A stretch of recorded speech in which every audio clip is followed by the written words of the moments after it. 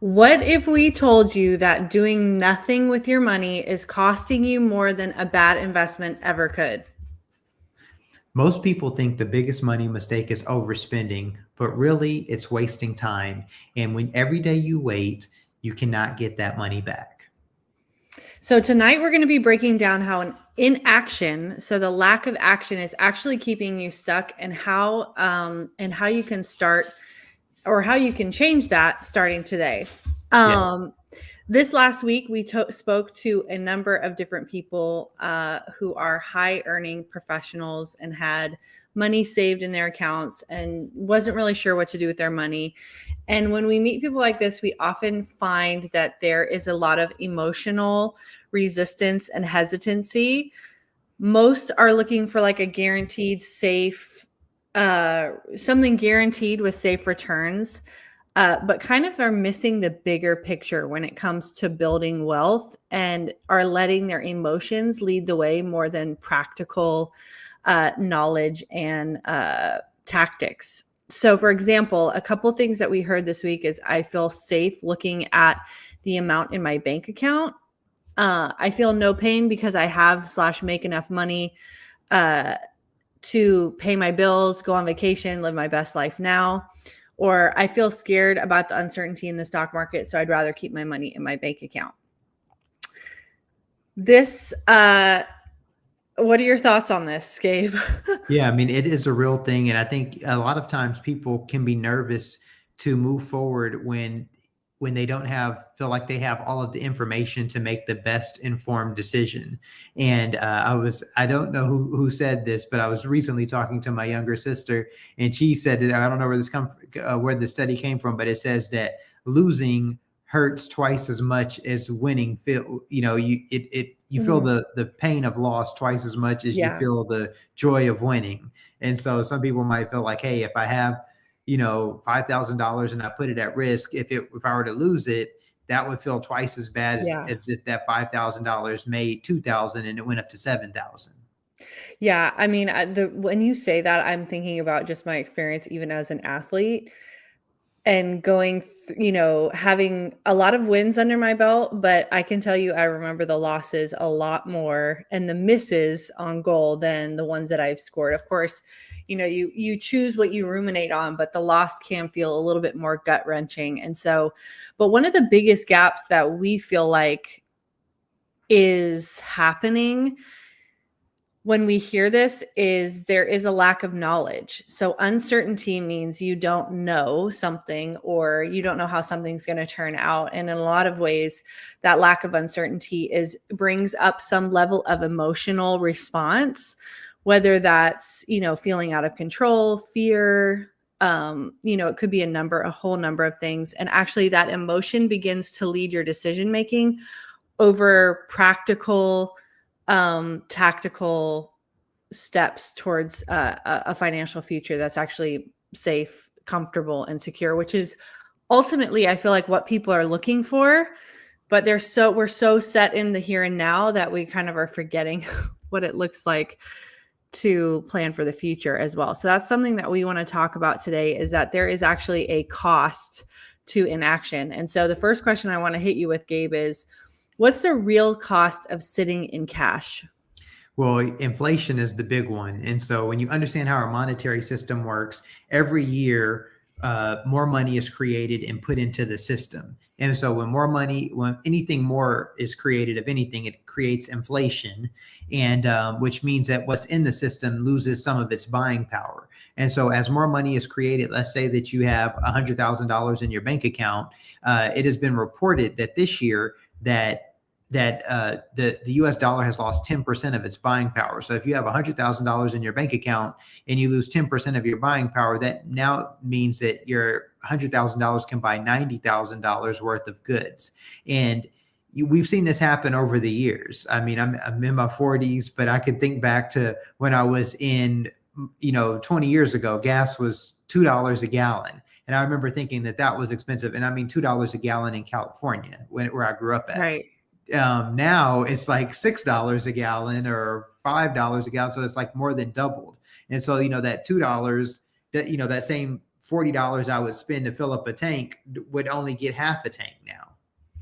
Yeah, and we were talking as we were prepping for this earlier today. I love my calculators, and NerdWallet kind of makes some of my favorite easy to use calculators. But we found an inflation calculator, which I'm going to drop in the chat right Sorry now. for the distraction. I got to close this door real quick. Yeah, no problem. I'm sure Gunner's about to come in there. Our dog is about to come in there and act up. I can just tell. So I dropped the inflation calculator in there, but basically we ran this experiment like, okay, in 1990, which was about 35 years ago, if you bought something for $100,000, how much would it cost today? Right. And they have all of this data in there. I'll read off. It's historical consumer price index data, a bunch of data. So it's, of course it's an estimate, but that same $100,000 would now cost you $244,000, $133.13.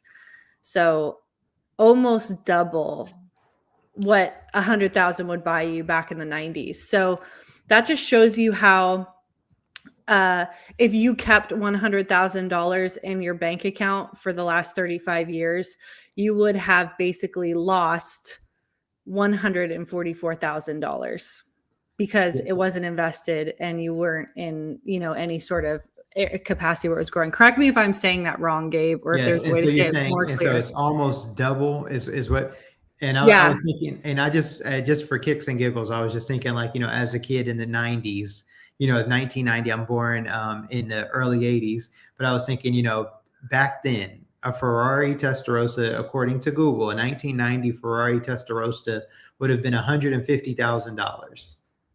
And in a 1990 348, Ferrari 348 would have been $100,000. And I was just thinking, like, even if you think of double that, you can't buy any new Ferraris now for 300 or for 200,000. So it's like even more than that, if you think about like the real cost of things, because, new Ferraris are like $400,000. Yeah. And so that same calculator, you can see what that same $100,000 would have gotten you if you had invested it in the stock market. And this is just a regular investment account. They do have an option where you can put a high yield savings account as well in there to see the returns on that. But just for the sake of today, because I feel like a high yield savings account is great. But I wonder how many people choose a high yield savings account because they're scared of the stock market, because they don't know how the stock market works, what the returns are, et cetera. And so I just want to go with that example for today. But how long would you invest the money? So I just put 35 years. So same exact ratio. After that time, you could have 700,000 or $768,608.68. Wow. Triple. No, 7x. No, 7x. But I was going to say, really what that's done is really, and I was going to say, well, that's one thing about real estate. It's really kept, depending on where you bought it, it's really kept pace with inflation. And so, $100,000 house that you would have bought in the 90s is likely worth 700,000 or more now. And I think that's true for like even my parents' house. Like they bought their house in the late 80s, paid about 89,000 for it. So in the 90s, it's probably worth about 100, and now it's worth about 7x that. So basically the peace of mind that you're giving yourself now for keeping that cash in the bank is costing you in the future. Is costing you lots of money in the future and lots of peace of mind in the future. Because again, we don't know how things are going to change 25 years from now, 10 years from now, 25 years from now. We're in a very interesting time in the world where, things are very uncertain. And so you want to be able to set yourself up for success and really identify what is it that's holding you back from taking action, because the cost is pretty clear. If you put it in big terms like that, let's say you have $100,000 that you want to invest, it's not going to be the same $100,000 35 years from now. And if you were to invest it today, the returns are, 7x possibly. So definitely outpaces inflation, keeps your money working for you and growing wealth. Let me get back to my questions here. If I can find them. Okay, here they are. So, why do you think why do you think so many people delay taking action with their money, even though they know it's important? Um, I think that it's just like most times people feel like they have more time.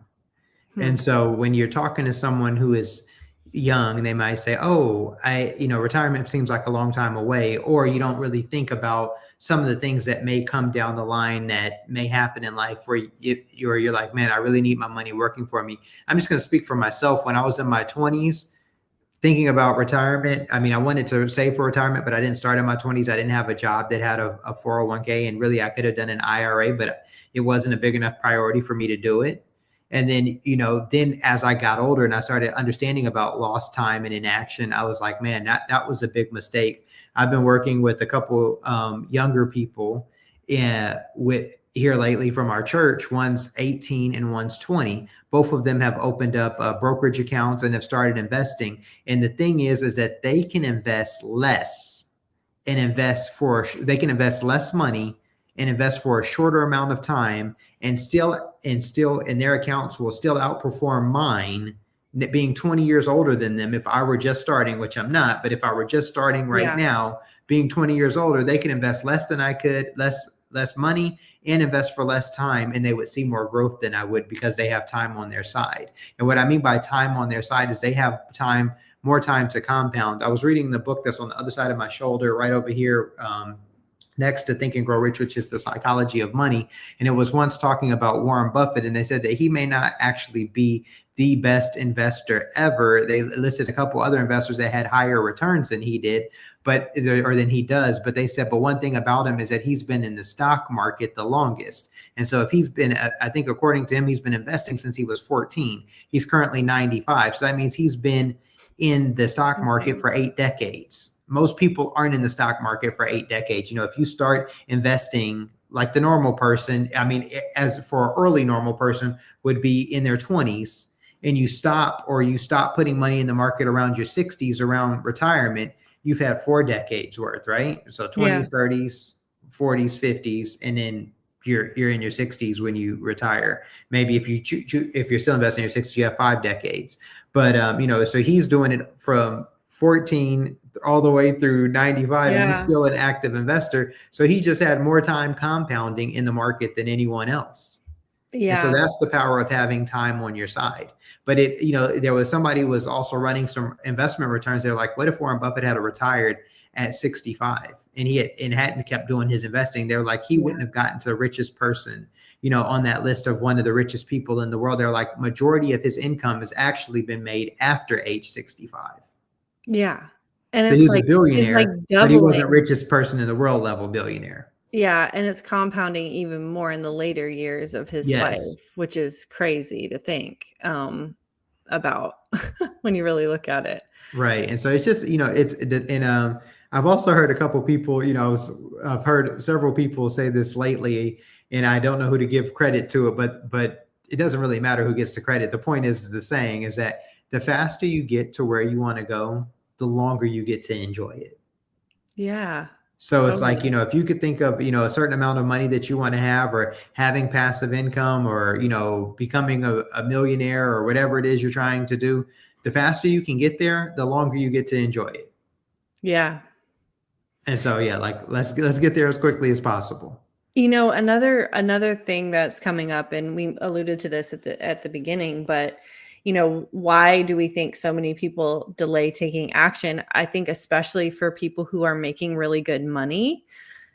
And this is obviously not true for everyone. We're generalizing, but for a lot of people who make really good money, they're comfortable. So they may not feel stressed about their money. They may feel like they don't have a problem that they need to solve with their money.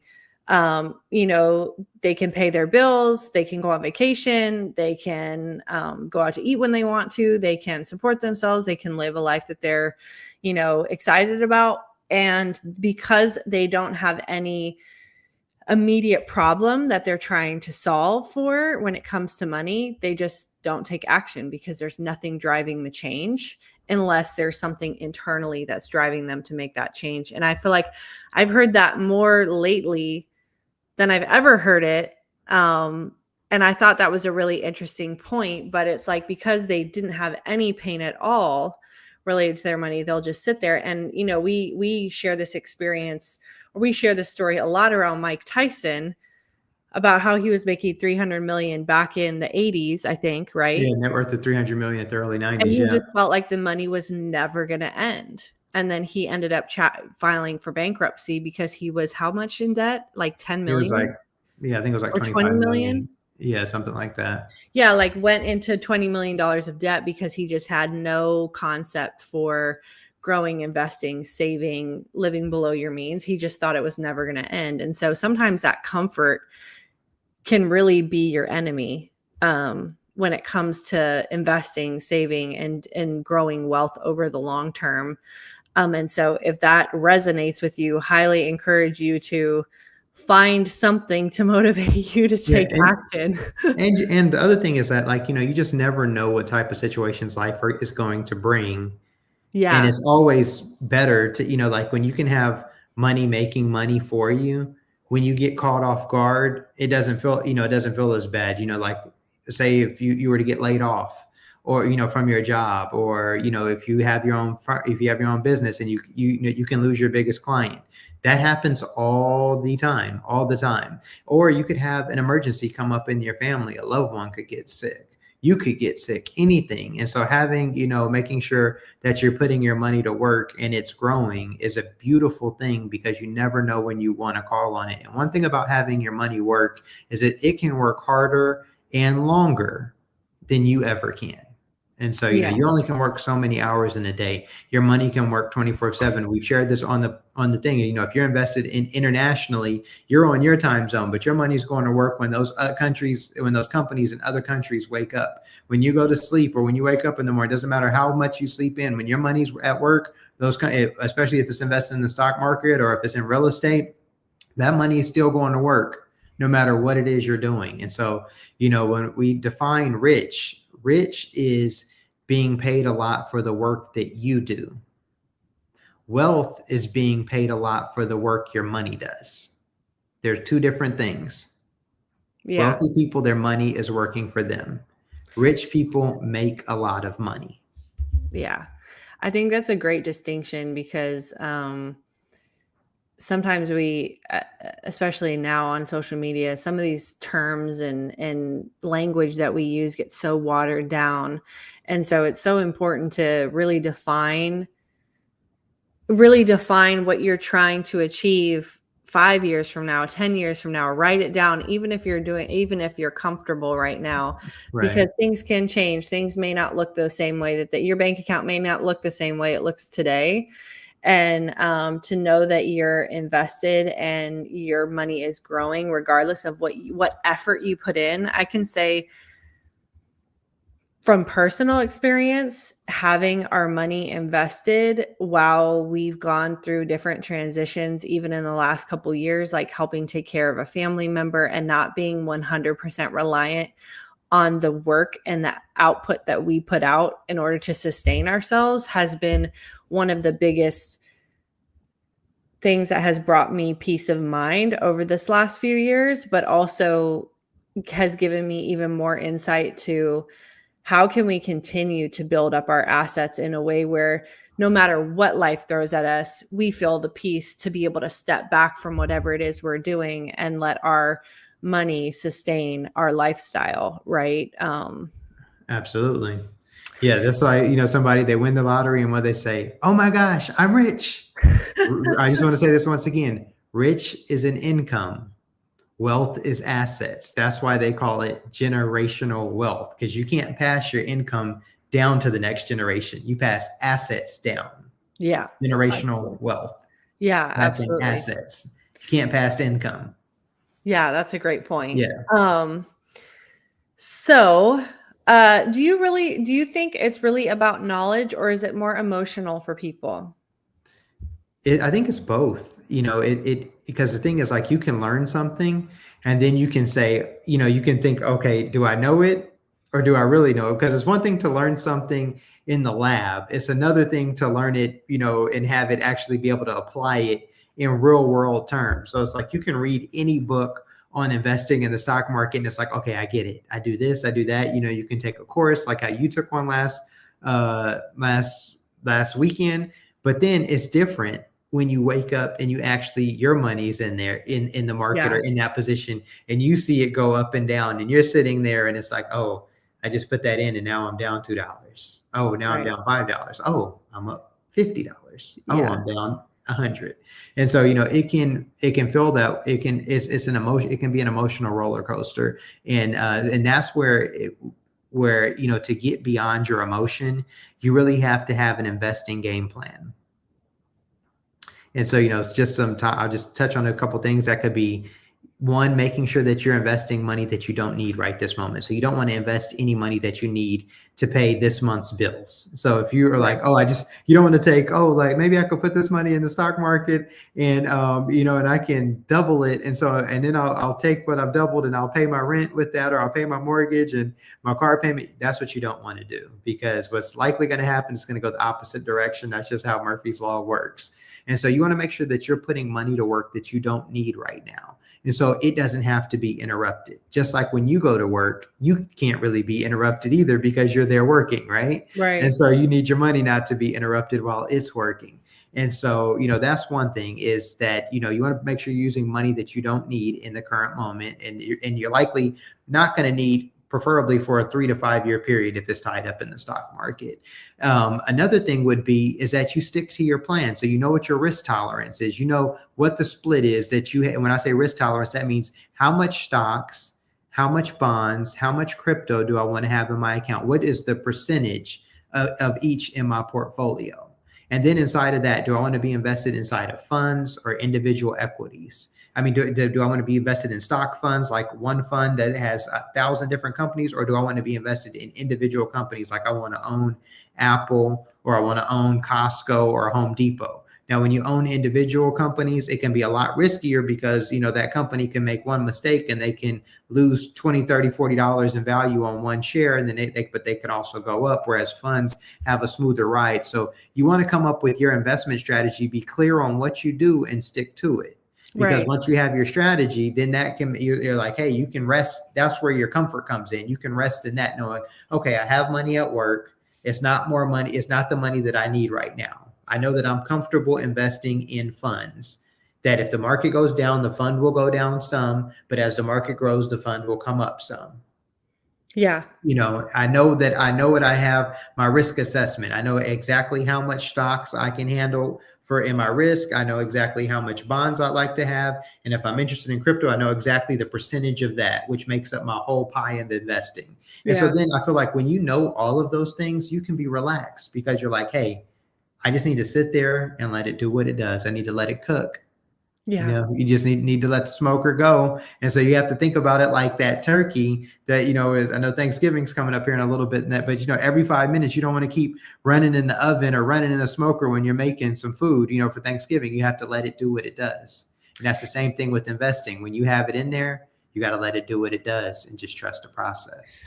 And I think what you're highlighting is really interesting because, when your money is invested, you're connected to it emotionally, right? And then a lot of people, like I just read a story in an email where another money influencer's friend decided to invest in the stock market after years and years of, waiting, contemplating.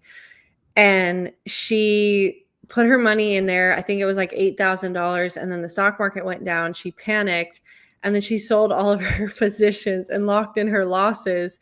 And I feel like, that's the type of thing where it's like you need to have the knowledge and the strategy before of how the stock market actually works, and that there are ups and downs in the stock market, and that's okay. That's why having a strategy prior to going in will help you handle your own emotions. But also on the flip side of that is like, how does that experience inform how you think and feel about money? Right? I think that's an often unspoken about part. And, even talking to a couple of the individuals that we spoke with this week, it was like, how are those emotions dictating what you're deciding to do or not do with your money, right? And so a lot of people do feel more comfortable. I was one of those people. Well, I am one of those people where it's like, I like to see a certain number in the bank account every month because I know we have certain expenses. I know we have certain things going on. But if you have a bunch of extra money just sitting there, not collecting any interest, you don't have any, purpose for it other than it's making you feel comfortable it being in there, that is something I would question, right, about yourself. Like, if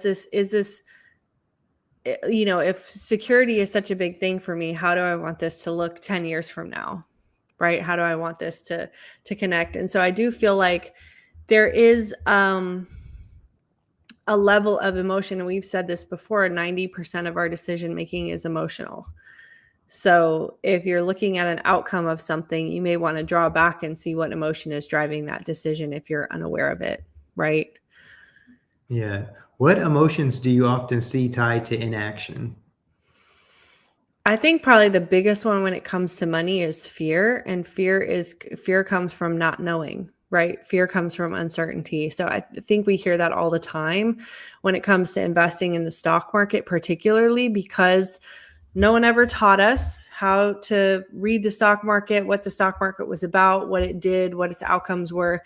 No one taught us about money in general. And so I think there is a big knowledge gap that a lot of people fight. And then on top of that, which that knowledge gap creates a level of uncertainty, because if you don't know, you're uncertain, right? Like by definition, that's what uncertainty means. And so the more knowledge you can get, the more learning you can have around money, how money works, how investing works, the stock market, all that stuff, you're going to reduce your level of uncertainty. And I can say that from personal experience. Like 7 years ago, I was that person who was like delaying. And finally, I started to take action. And then, of course, married a CFP and then started teaching other people about money. And the more I've learned, the less uncertainty I actually feel about putting my money in the stock market, how to do it, and what kind of returns I'm looking for, because I understand what I would do and when I would do it for what reasons. And I think the more of that information that someone has, the less fear is driving decisions around money. And I think the more you can learn, honestly, the better you'll be and the more confident you'll be. We've talked about this before. Like, there's a confidence that comes with outsourcing the management of your money to a financial advisor, because that financial advisor knows what they're doing. They're going to invest your money for you. They know your goals. There's that piece of it. Again, there's a little bit of risk there because you don't necessarily know if that person's going to do a good job unless they're like a truly trusted person that you know. But then there's a confidence that comes from actually understanding what you're doing internally, right? And I think that's what we're trying to help people do, is like, how can you understand internally in a way where you could actually explain this to somebody else or to a friend or a family member. And I feel like that level of confidence comes with a level of certainty, a level of security, and a level of comfort that a lot of people are actually looking for, but don't know how to get. Yeah. And I think, you should have an understanding of how your money's being invested, even if you're not the one doing it. So even if you're having a financial advisor invest your money, which is totally fine to do, it's a great thing to do, but you should still understand how it is that they're investing your money, and just not let them, because, a lot of times when people lose their money, they have a financial advisor and they lose money with their financial advisor, or they have been taking advantage of, they didn't really understand what type of investment they were getting involved in. Just a quick barometer check. I often tell people, it's like, if you want to understand, what your financial advisor is going to recommend to you, I would ask them, how are they compensated? Because if you understand how your financial advisor is compensated, you'll understand the types of things that they will recommend to you. So they might say, hey, I'm compensated on commissions, or when you buy this life insurance policy, I make money. And so, or you may have to pull this information out of them. But if they make money off of selling life insurance policies, they're going to sell your life insurance policy. If they make money off of putting you into mutual funds, such as if you go into like a Wells Fargo or a JP Morgan Chase or Merrill Lynch, they'll say, hey, we'll make you an investment portfolio, and they make commissions off of different funds that they put you in. Then you understand that they're going to be investing your money in those funds so that they make commissions. If they are a fee only financial advisor and they're not connected to anything, not connected to any necessarily investment outcome, you'll know that, and that's a great place to be at, is a fee only broker, because they charge you a fee and they don't get a commission off of any particular fund or investment they put you in. So that's one way of thinking, like, okay, they have they're incentivized to act in my best interest because they get paid their fee no matter what they're investing, they're investing my money in.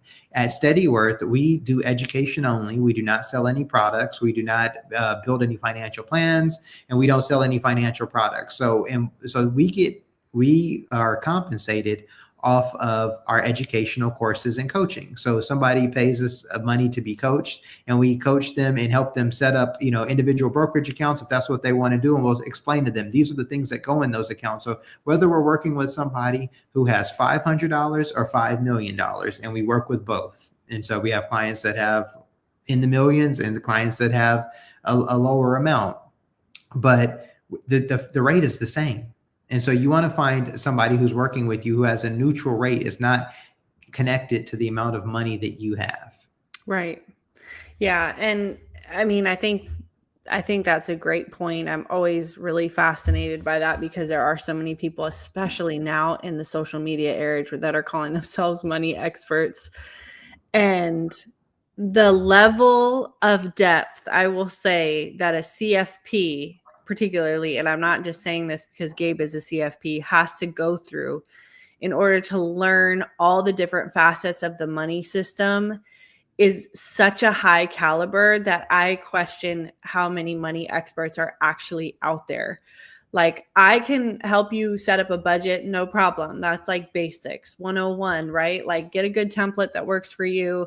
Let's organize it. Let's get it in a framework that makes sense for you. But money expert, there are levels to it. And you don't want to apply tips that are for a certain person at a certain income level when you're not at that income level, because it won't make sense. Like, I always laugh about the Rockefeller strategy with the whole life insurance policy. Like, really understand what that whole life policy is doing and how that was transferring generational wealth for the Rockefellers before you decide to get a whole life policy, right? Because and we won't go into it today, but if you're interested in learning more, we can talk about it. Of course, at some other episode, we can get some people on to share that. But it is really also, let's not leave them on a cliffhanger, but basically they were buying these whole life insurance policies that was helping them self-bank and pass money to the next generation. I know a lot of people talk about doing that, but it's like when you do that, you have to have a lot of income to cash flow all of those whole life insurance policies, because they are very expensive, expensive. And if you happen to lapse on them, if you happen to being able to stop paying on them, you can lose your money. You can lose your money. Your policy can become void. Whereas, it could be possible to set that up in a different way. The Rockefellers didn't have to worry about losing their money. They had a nonstop money supply. So it made sense for them. Yeah. Does it make sense for everybody who's working to build wealth today? That would be the question. Yeah. And what are your Sit down goals? with a financial coach. Let them walk you through some stuff. That's right. Doesn't make sense for everyone, but I didn't want to leave you hanging on that one. Yeah, for sure. But there's also the great thing is that was, a long, long time ago. And there's multiple ways to build wealth now, that are, back then the Rockefellers didn't have an iPhone in their pocket either, right? With an app that they could get on and make investments in different types of things as simply as that we can do today. Yeah. And so, so there's a lot of different things that levers that we can pull that they didn't have accessible. So finding the right ones that work best for you is what's the most important part. Yeah. We often say that we don't really, in our current age, we don't really have an access problem anymore. We have an application problem. Yes, right? because So knowing what information to apply to your specific scenario, and everyone's scenario is unique. And so it's hard to apply one strategy.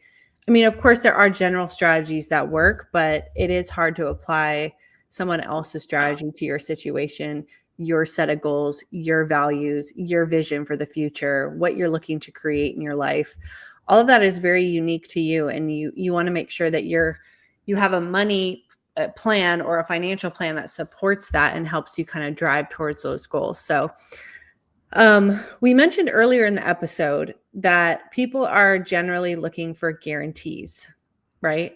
How many yes. times have you heard someone ask you, well, how can you guarantee that blank, my investment makes money, or that I get a return on my investment when working with you? What's the risk of chasing certainty instead of growth? When you chase certainty, when you chase a guarantee, it's always going to cost you something. And so you will see this in even when you're talking to people and when they're maybe you're buying a life insurance policy, you're buying like a whole life policy, universal life, they'll say, we can't, or an annuity, they'll say, we can guarantee that the part of your account that's invested in the stock market, it will never go below zero. So any year that the stock market has a negative return, they'll cut your losses at zero. But then they also cap your gains. So they give you a guarantee with no loss, but they'll cap your gains. But they also know that the stock market hasn't had a negative return for years on end. What multiple years did the stock market return negative? How often does that happen? But how often does it outperform the cap that they give people Interesting. in Yeah. these insurance policies? Very often. And that's how they make their money. So let's say they cap you at 7% and the stock market's returning more than that, then they take everything above that 7 is theirs. And so there's been years where it caps 17%. So that means they're making 10% off you that year. Whew. And it over the course of, I think it's, what is it, a 5 or 10 year period, it returns 10, it averages 10%. So if you're capped at 7 or 6, they're making 3-4% just right there. And they just have your money invested with everyone else's. They're not even doing anything special for it. Yeah. And so that's one thing when you think about a guarantee is costing you money on the upside. And just anything that's also, anytime you're new to something, anytime you're starting out, when you are a early adopter, it's always going to seem risky. So if you're investing in Apple stock back in 2001, 2002, when they only had an iPod for the MP3 player, it could have seemed risky. It's like, is this company, they've struggled.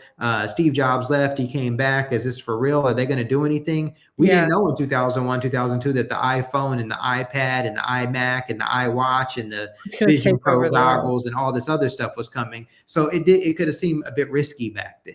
But now I don't think anyone would look and be like, oh, I don't know if I want Apple stock. It could be kind of risky, because over the course of the last 20 something years, it has returned very strong. Yeah.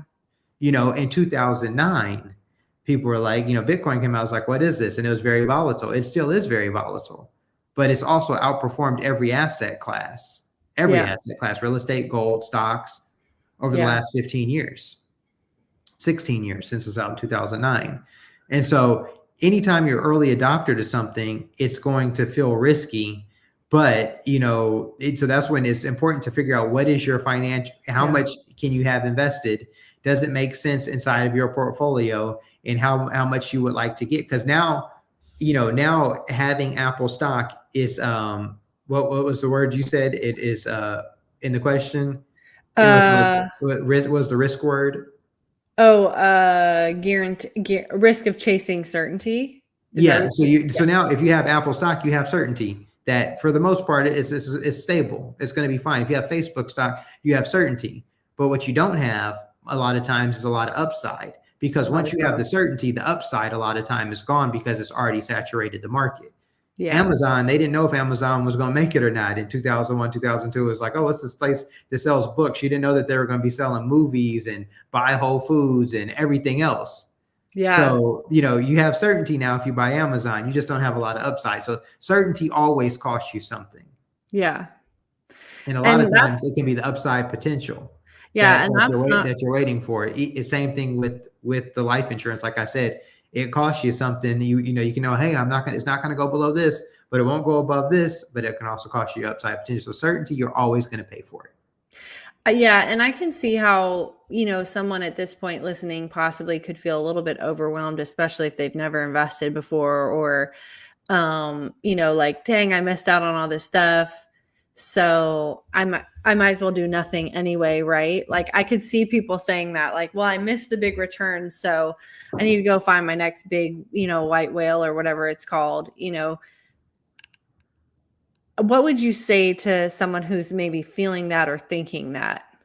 I would say, we're talking about investing money, but what if we were talking about running a marathon? If you have never run a marathon and you're in your mid 30s, you're in your 40s, and you still want to do it, you can still do it. But how would you start? Would you need to run 20 miles tomorrow to get ready for your 26.5? Is it 26.5 or 27.5? 26, I'm pretty sure. 26.5. You need to run 20 miles tomorrow? Or could you just start with walking a few blocks? And so if you want to get started investing, you don't need to go all in tomorrow. Yeah. What if you just got started little by little? The first thing might just be reading a few books to understanding, or just even want to make it even simpler, just reading on on the website. Like if you go on Robinhood's website or Charles Schwab or Vanguard or Fidelity, they have different things that explain about the different investment accounts. Or maybe your first step is booking a call with a qualified financial coach here at Steadyworth. Right. That might be your first step. But one of the things that we would tell you if you were uncomfortable, and I've mentioned this several times before, and we have some other YouTube videos on it, is that I have my $1 a day YouTube strategy where I invest $1 a day in a Robinhood investment account, buying a Charles Schwab exchange traded fund ETF. It's a broad market fund, which means it's invested in a ton of different companies. It's called SCHB. And so I'm just investing $1 a day, Monday through Friday. And then on Friday, I do an additional $2 to count for Saturday and Sunday. I don't do anything for the holidays. So it's roughly about $7 a week. I started this investment strategy in July 1st of 2024. We're about to be at November 1st, 2025. So it's been, 16 months almost or so. Mm-hmm. And the last time I looked, the return on it was about 12%. And I'm just doing $1 a day. And so I would encourage someone to just start with $1 or just a small amount that they won't miss, but it can at least give them a little bit of skin in the game. They can see things go up and down, and that they can just see, okay, what is my comfort level? Because maybe after you do that $1 for, $1 a day, even if you just do $5 a week, and then you do that for 6 months, it's like, okay, I can see how the market's going up and down. I might be more comfortable, doing $2 a day. Yeah. And so you don't have to go all in. Just move at your speed. Same thing when you're learning to drive. When you're learning to drive, you don't go, hey, I need to get on the freeway and I need to do 80 miles per hour and keep up with the flow of traffic. Yeah. You just drive that vehicle to the speed that you're comfortable with. Yeah. Because if you lose control of your car, you're going to crash. Right. Not everybody else. Yeah. So when you're investing, you just go at the level that you're comfortable with. Because if you lose control, you're going to crash. Not everybody else. Yeah, so absolutely. And we got then steadily, then suddenly. That's right. And we got Ken joining us. Ken, what's going on? Good morning. Yes, good morning. So happy to have you back. Yes.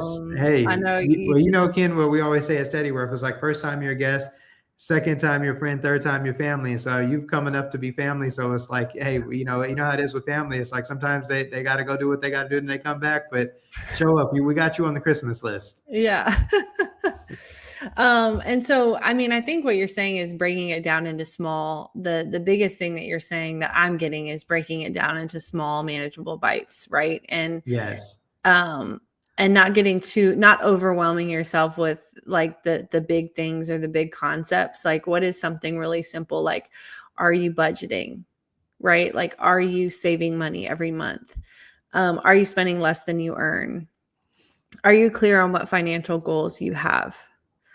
Are you contributing to your 401k account if you have one, or your sponsored retirement account? All of those are ways to quote unquote get started and get familiar.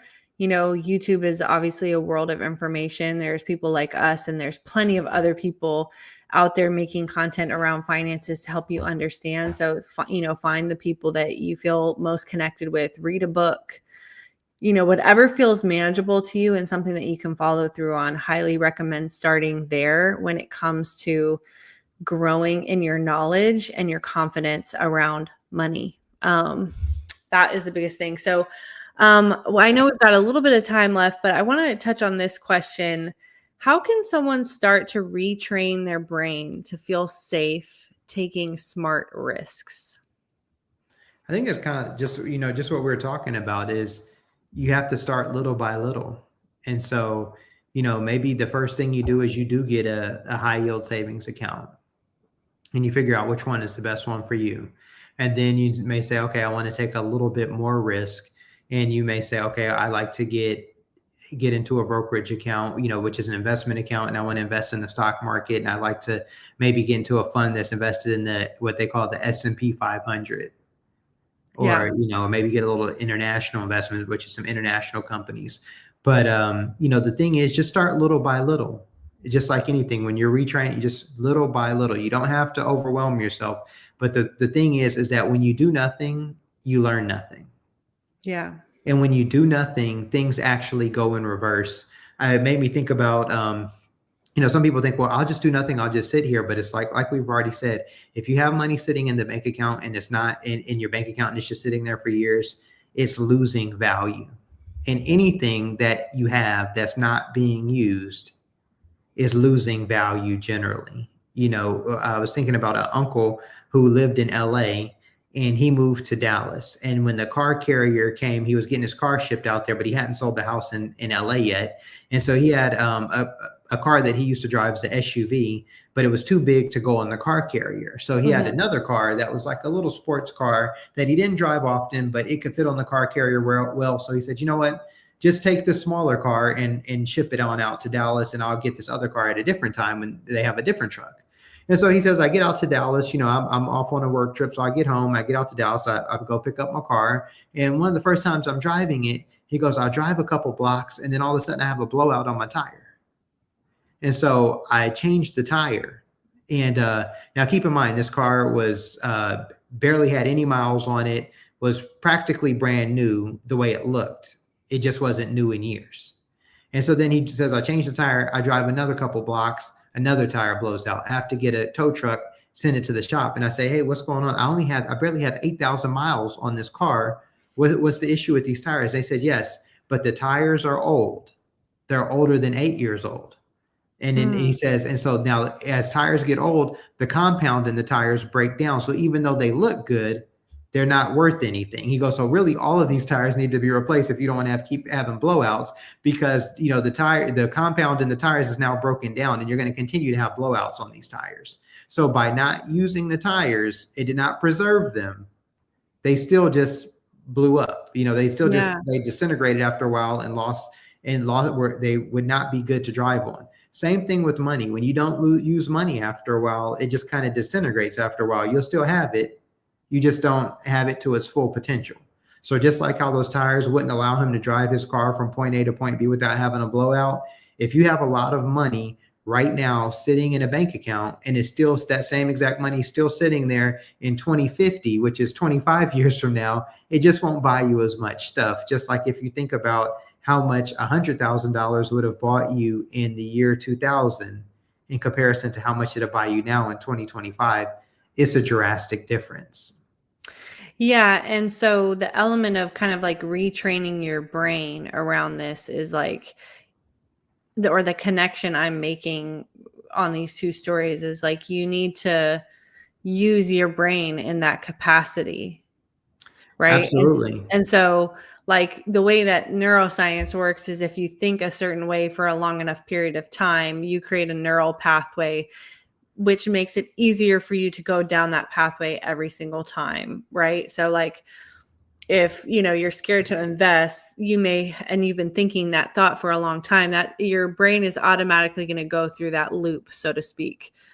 And so in order to retrain your brain, you need to think of a different thought and you need to repeat that thought as frequently as you're repeating the other one. And we're reading this other book that has, it's more of a spiritual book, but it talks about how you want to like stir up emotions in relation to that new thought that you're thinking, because emotions are what actually set in your brain, actually set in that thought.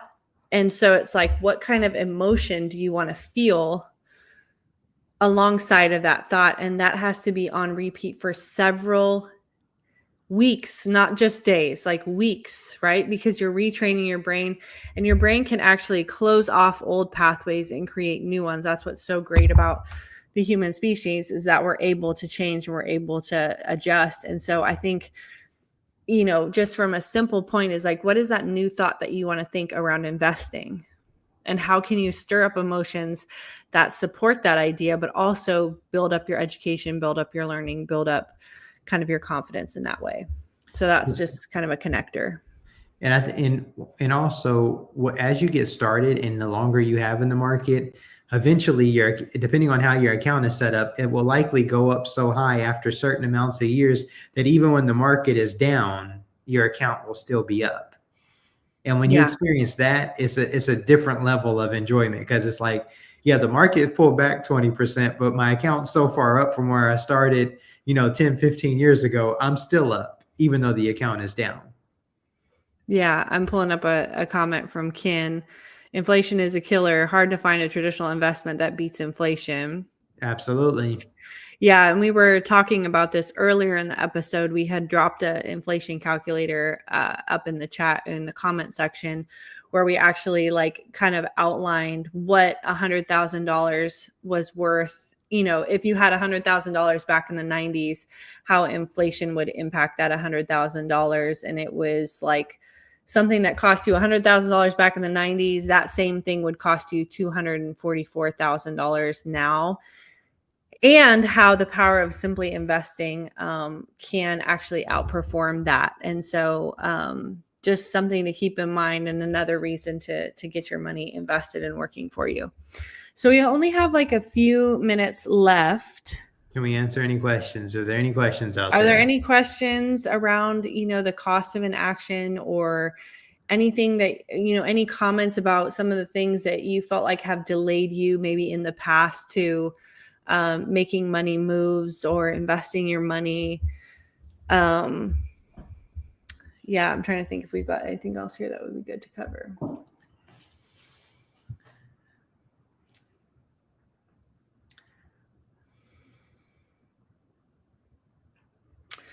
If someone is listening now and realizes they've been stuck in inaction, what's the first thing you tell them to do today? I would say, if you're listening now and you're stuck in inaction and you're truly interested in learning to invest, I would say to get on ChatGPT tonight and put down everything that you know. Just to do a data dump. Hey, I want to start investing in the stock market. I don't know what I don't know. Literally say that. I would like to learn. What can you help me create a 4-week study plan with action items that I need to do to get started, and see what it kicks out to you.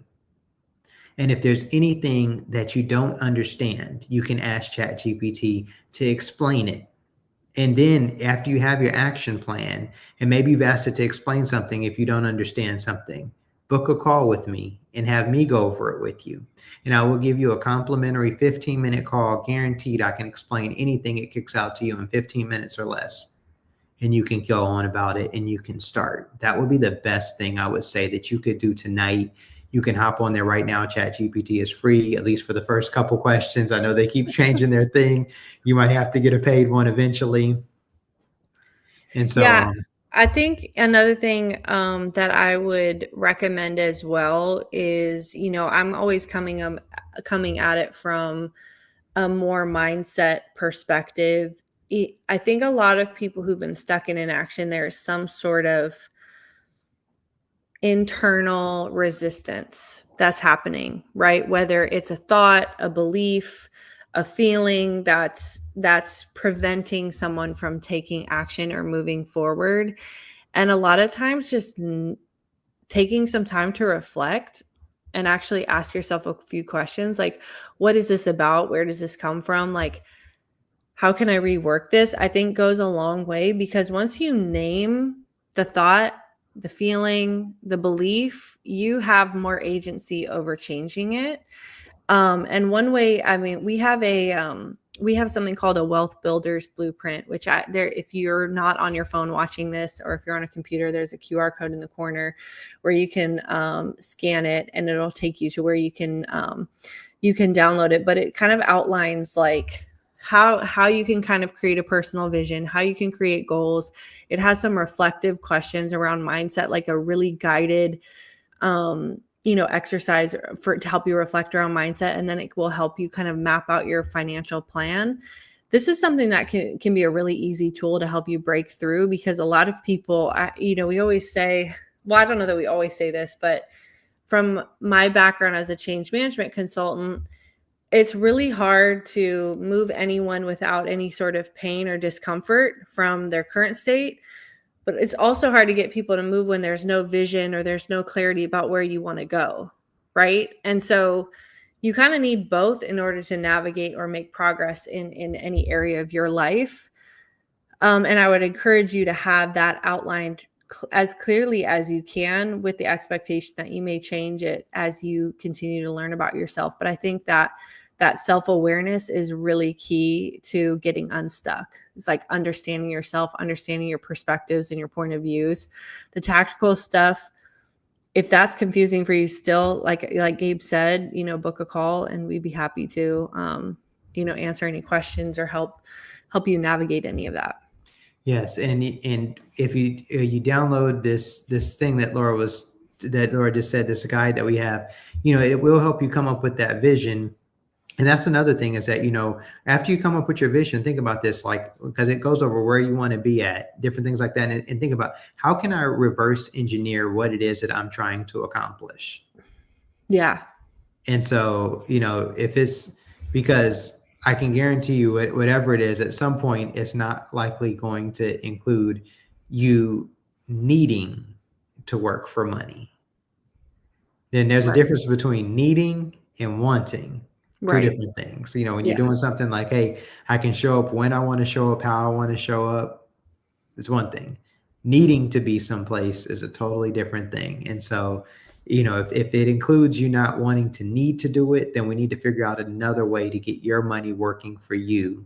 Because when your money's working for you, you don't constantly have to be working for it.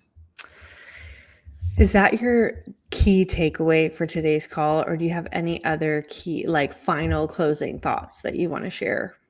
Yeah, I just want to say that, we're having this conversation and we're sharing this with you being whoever's viewing, but really I'm sharing from the heart, because I'm sharing this because this is where I was one time in my early 20s. I'll be 42 in a few weeks, week after next.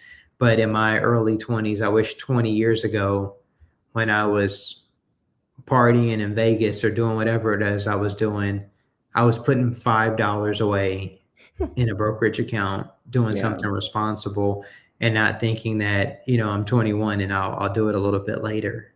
Yeah. And so, so we're making this for you guys, but really I'm also making it for me. I'm making it for myself for 20 years ago. Yeah. And so, at that time, I didn't have ChatGPT. I remember asking a couple people about some different things. I didn't quite have the full understanding, but that's really why Steadyworth is founded. We're founded to help people who are looking to get started, who may not know where to start.